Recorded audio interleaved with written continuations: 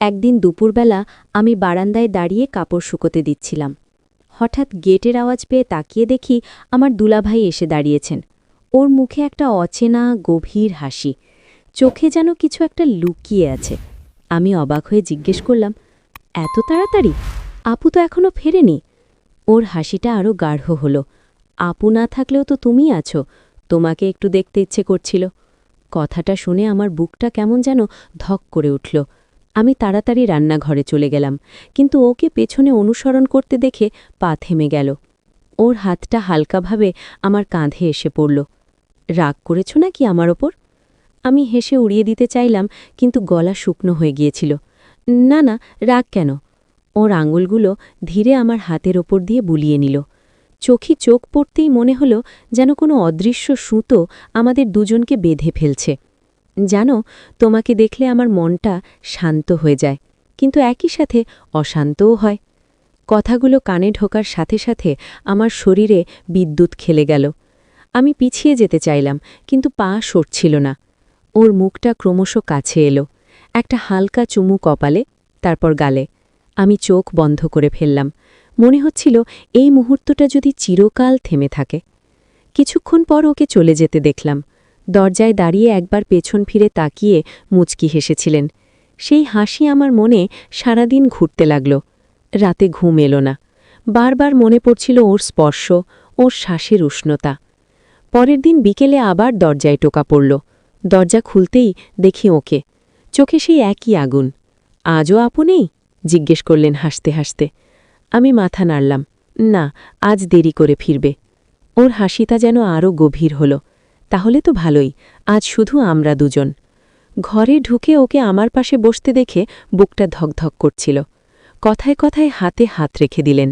আঙুলগুলো আমার আঙুলের সাথে জড়িয়ে নিলেন। মাঝে মাঝে গালে কপালে হালকা চুমু। আমি প্রতিবাদ করিনি, বরং মনে মনে চাইছিলাম আরও কাছে আসুন। রাত গড়িয়ে গেল। ওকে বললেন আজ থেকে যেতে ইচ্ছে করছে। আমি কিছু বললাম না, শুধু মাথা নিচু করে রাখলাম। ওকে সেটাকেই সম্মতি ভেবে নিতে দেখলাম। সারা রাত আমরা পাশাপাশি বসে রইলাম, কখনো হাত ধরে, কখনো কাঁধে মাথা রেখে। কথা কম, চোখের ভাষা বেশি। ভোরে ঘুম ভাঙতেই দেখি আমার মাথা ওর কাঁধে। ওর হাতটা এখনও আমার কোমর জড়িয়ে। চোখ খুলে ওর দিকে তাকাতেই মৃদু হাসলেন। সকালে উঠি পালাতে চাইছ কেন? আমি লজ্জায় হাসলাম। সারাদিন ওকে অফিসে না যেতে দেখে অবাক হলাম। আজ শুধু তোমার জন্য ছুটি নিয়েছি, বললেন। বিকেলে ওকে আমাকে শহরের বাইরে একটা নির্জন জায়গায় নিয়ে গেলেন। সন্ধ্যার আলোয় একটা ছোট নদীর ধারে বসে পড়লাম। চারপাশে শুধু গাছ আর পাখির ডাক। ওর হাত আমার হাতে, মাথা ওর বুকে। ধীরে ধীরে সূর্য ডুবল, আকাশ লাল হয়ে গেল। ওর ঠোঁট আমার ঠোঁটে খুব হালকাভাবে ছুঁয়ে গেল। আমার শরীর কেঁপে উঠল, কিন্তু সরে আসিনি, বরং আরও কাছে টেনে নিয়েছিলাম। এটা শুধু শুরু, ফিসফিস করে বললেন। আগামীতে আরও অনেক কিছু অপেক্ষা করছে। তুমি প্রস্তুত তো? আমি চুপ করে ওর বুকে মুখ লুকালাম, কিন্তু ভেতরে ভেতরে জানতাম আমি একদম প্রস্তুত। সেই সন্ধ্যায় নদীর ধার থেকে ফিরে আসার পথে গাড়িতে আমরা দুজনেই চুপ করেছিলাম। কিন্তু সেই নীরবতা অস্বস্তিকর ছিল না, বরং ভরা ছিল অদ্ভুত এক উষ্ণতায়। ওর একটা হাত স্টিয়ারিংয়ে, অন্য হাতটা আমার হাতের উপর রেখে দিয়েছিলেন। মাঝে মাঝে আঙুল দিয়ে হালকা চাপ দিচ্ছিলেন, যেন নিশ্চিত করতে চাইছেন যে আমি সত্যিই ওর পাশে আছি। বাড়ি ফিরে দরজা বন্ধ করতেই ওকে আমার দিকে ঘুরে দাঁড়াতে দেখলাম। আলো কমিয়া দিয়েছিলাম, ঘরে শুধু একটা টেবিল ল্যাম্প জ্বলছিল। ওর চোখে সেই পরিচিত আগুনটা আরও জ্বলজ্বল করছিল। ধীরে ধীরে কাছে এলেন। আমি পিছিয়ে যাওয়ার জায়গা খুঁজছিলাম, কিন্তু দেয়ালে পিঠ ঠেকে গেল। ভয় পাচ্ছ? ফিসফিস করে জিজ্ঞেস করলেন। আমি মাথা নাড়লাম। না, শুধু একটু নার্ভাস। ওর হাসিটা মিষ্টি আর দুষ্টু মিশ্রিত। ভালো, নার্ভাস থাকলে মুহূর্তটা আরও সুন্দর হয়। তারপর আর কোনো কথা হল না। ওর হাত দুটো আমার কোমর জড়িয়ে ধরল, আমাকে নিজের শরীরের সাথে এমনভাবে টেনে নিলেন যেন আমাদের মাঝে কোনো ফাঁকই থাকতে না চান। আমার শ্বাস ওর শ্বাসের সাথে মিশে গেল। ওর ঠোঁট প্রথমে আমার কপালে, তারপর চোখে, তারপর গাল বেয়ে নেমে এলো ঠোঁটে। এবারের চুমুটা হালকা ছিল না, গভীর, লোভী, যেন অনেক দিনের জমানো তৃষ্ণা মেটাতে চাইছে।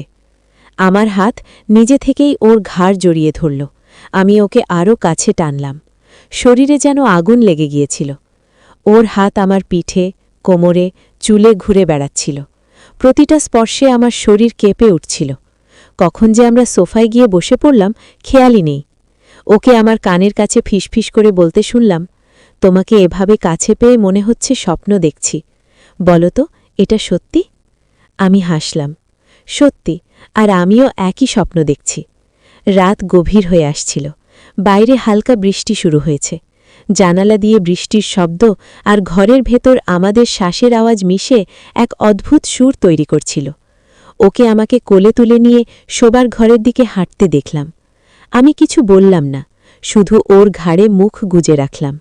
দরজা বন্ধ হওয়ার শব্দটা যেন একটা নতুন অধ্যায়ের শুরু। ঘরে শুধু বিছানার পাশের ছোট আলোটা জ্বলছিল। ওকে আমাকে বিছানায় শুইয়ে দিতে দেখলাম। তারপর নিজে আমার পাশে শুয়ে পড়লেন। চোখে চোখ রাখলেন অনেকক্ষণ।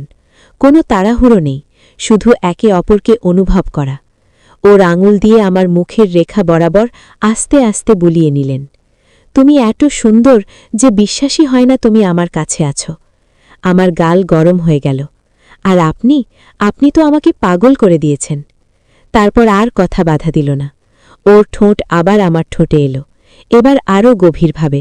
হাত দুটো আমার শরীরের উপর দিয়ে ঘুরে বেড়াতে লাগল। আমার শাড়ির আঁচল খসে পড়ল। আমি বাধা দিলাম না, বরং নিজেই ওর শার্টের বোতাম খুলতে শুরু করলাম। সময় যেন থেমে গিয়েছিল। শুধু আমরা দুজন, দুটো শরীর, দুটো মন একসাথে মিশে যাচ্ছিল। প্রতিটা স্পর্শ, প্রতিটা চুমু, প্রতিটা শ্বাস যেন নতুন এক জগতের দরজা খুলে দিচ্ছিল। আমি আর নিজেকে ধরে রাখতে পারছিলাম না। ওকে পুরোপুরি কাছে পেতে চাইছিলাম, আর ওকেও যেন একই আকাঙ্ক্ষা পেয়ে বসেছিল। কতক্ষণ কেটেছে জানি না, শুধু জানি যখন সব শান্ত হল আমি ওর বুকে মাথা রেখে শুয়েছিলাম। ওর হাত আমার চুলে বিলি কাটছিল। বাইরে বৃষ্টি থেমে গিয়েছে, আকাশে চাঁদ উঠেছে। কাল কি হবে হঠাৎ জিজ্ঞেস করলাম। ওকে হাসতে শুনলাম। কাল? কাল আবার নতুন করে শুরু হবে, আর এবার আর কোনো বাধা থাকবে না। আমি চুপ করে ওর বুকে আরও গুজে নিলাম নিজেকে। মনে মনে ভাবলাম, এই গল্প এখন আর লুকিয়ে রাখার নয়, এটা আমাদের, শুধু আমাদের। সকালে চোখ খুলতেই দেখি জানালা দিয়ে নরম রোদ ঢুকছে। আমি ওর বুকে মাথা রেখে শুয়ে আছি। ওর হাতটা এখনও আমার কোমরের কাছে জড়ানো। শ্বাসের ওঠানামা অনুভব করছি। কিছুক্ষণ চুপচাপ শুয়ে রইলাম। মনে হচ্ছিল এই মুহূর্তটা যেন কখনো শেষ না হয়। ওর চোখ খুলল, আমার দিকে তাকিয়ে মৃদু হাসলেন। সকাল হয়ে গেছে, কিন্তু উঠতে ইচ্ছে করছে না। আমিও হাসলাম, আমারও না। ওকে আমার কপালে একটা হালকা চুমু দিতে দেখলাম। তারপর ধীরে ধীরে উঠে বসলেন। চাদরটা আমার গায়ে টেনে দিয়ে বললেন, তুমি একটু রেস্ট নাও, আমি চা বানিয়ে আনছি। রান্নাঘর থেকে চায়ের গন্ধ ভেসে আসছিল। আমি উঠে শাড়ি ঠিক করে নিলাম। আয়নায় নিজেকে দেখে লজ্জা লাগল। চোখে মুখে যেন একটা আলাদা আলো। ওকে ফিরে আসতে দেখে হাসলাম, দুটো কাপ হাতে। বিছানায় বসে চা খেতে খেতে কথা হচ্ছিল। কাল রাতটা সত্যি স্বপ্নের মতো ছিল, ওকে বলতে শুনলাম। আমি মাথা নিচু করে বললাম, আমার জীবনের সবচেয়ে সুন্দর রাত। চা শেষ হতে না হতে ওকে আবার আমার কাছে টেনে নিলেন। এবার আর কোনো তাড়াহুড়ো ছিল না। দিনের আলোয় একে অপরকে দেখে নেওয়া, ধীরে ধীরে অনুভব করা। প্রতিটা স্পর্শে যেন নতুন করে চিনছিলাম। শরীর মন দুটোই ওর কাছে সমর্পণ করে দিয়েছিলাম। কতক্ষণ কেটে গেল জানি না, শুধু জানি যখন আবার শান্ত হলাম তখন দুপুর পেরিয়ে গেছে। ওকে বললেন, আজ আর কোত্থাও যাব না, শুধু তোমার কাছে থাকব। সারা দিন আমরা ঘরের ভেতরই কাটালাম, কখনো গল্প করে, কখনো চুপচাপ জড়িয়ে থেকে। মাঝে মাঝে রান্নাঘরে গিয়ে একসাথে কিছু বানালাম। ওকে পেছন থেকে জড়িয়ে ধরে রান্না করতে দেখে হাসি পাচ্ছিল। প্রতিটা মুহূর্ত যেন ছবির মতো মনে গেঁথে যাচ্ছিল। সন্ধ্যায় জানালার পাশে দাঁড়িয়ে আকাশ দেখছিলাম। ওকে পেছন থেকে এসে জড়িয়ে ধরতে অনুভব করলাম। কানের কাছে ফিসফিস করে বললেন, এখন থেকে প্রতিটা দিন এমনই হবে, আমি প্রতিশ্রুতি দিচ্ছি। আমি ঘুরে ওর বুকে মুখ লুকালাম। আর আপু? ওকে চুপ করে থাকতে দেখলাম কিছুক্ষণ। তারপর বললেন, সেটা আমি সামলে নেব। তুমি শুধু আমার কাছে থাকো। আমি তোমাকে কখনো হারাতে দেব না। সেই রাতেও আমরা একসাথে শুয়ে পড়লাম। ওর বুকে মাথা রেখে ঘুমিয়ে পড়লাম। মনে কোনো ভয় ছিল না, কোনো দ্বিধা ছিল না, শুধু একটা গভীর শান্তি আর ভালোবাসা। কয়েকদিন এভাবেই কেটে গেল। প্রতিদিন ওকে আসতে দেখতাম, কখনো দুপুরে, কখনো বিকেলে, কখনো সারা রাত। আমাদের মাঝে আর কোনো লুকোচুরি ছিল না, শুধু একে অপরের জন্য অপেক্ষা আর একসাথে কাটানো অগণিত মুহূর্ত। একদিন সকালে উঠে দেখি ওকে ফোন করছেন, মুখটা গম্ভীর। কল কেটে আমার দিকে তাকালেন। আপু কাল ফিরছে। আমার বুকটা ধক করে উঠল। তাহলে? ওকে আমার হাত ধরে বললেন, তুমি চিন্তা করো না, আমি সব ঠিক করে নেব। কিন্তু আমাদের এই সম্পর্ক, এটা কখনো শেষ হবে না। আমি তোমাকে ছাড়া থাকতে পারব না। আমি চুপ করে ওর বুকে মাথা রাখলাম। জানি না ভবিষ্যতে কি হবে, কিন্তু এই মুহূর্তে আমি শুধু জানি আমি ওকে ভালোবেসে ফেলেছি পুরোপুরি। আর এই ভালোবাসা যতদিন আছে ততদিন আমরা একসাথে থাকব, যেভাবেই হোক। গল্পটা এখানেই শেষ। আমাদের দুজনের জন্য একটা নতুন শুরু হয়েছে, যেটা কেউ বুঝবে না, কিন্তু যেটা শুধু আমাদের।